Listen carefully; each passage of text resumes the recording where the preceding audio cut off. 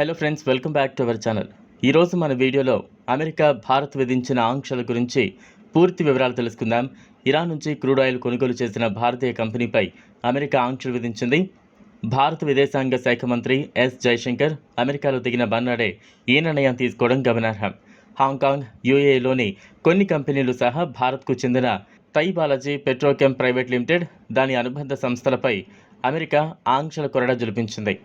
Iran petroleum, petrochemical ఉత్పత్తుల ఆర్థిక బదిలీలు, రవాణాను సులభతరం చేసిన ఇరాన్ బ్రోకర్లు భారత్, యూఏఈ, హాంకాంగ్లోని అనేక ఫ్రంట్ కంపెనీలను అమెరికా లక్ష్యంగా చేసుకుంది. Department of treasury office of foreign assets control OFAC ప్రకారం మిథనాల్, బేస్ ఆయిల్తో సహా మిలియన్ల డాలర్ల విలువైన పెట్రోకెమికల్ ఉత్పత్తులను తై బాలాజీ సంస్థ కొనుగోలు చేసింది.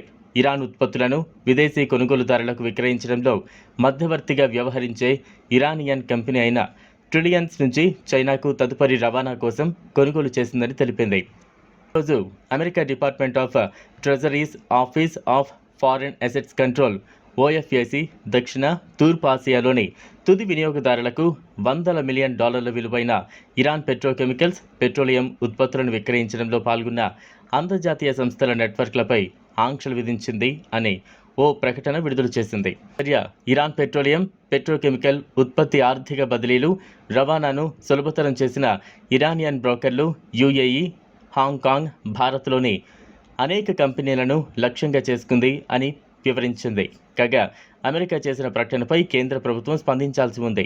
డొనాల్డ్ ట్రంప్ అధ్యక్షుడిగా ఉన్నప్పుడు 2019లో భారత్ సహా పలు దేశాలకు ఆంక్షల మినహాయింపులను అమెరికా పునరుద్ధరించకపోవడంతో ఇరాన్ నుంచి ముడి చమురు దిగుమతులను కేంద్రం నిలిపివేసింది.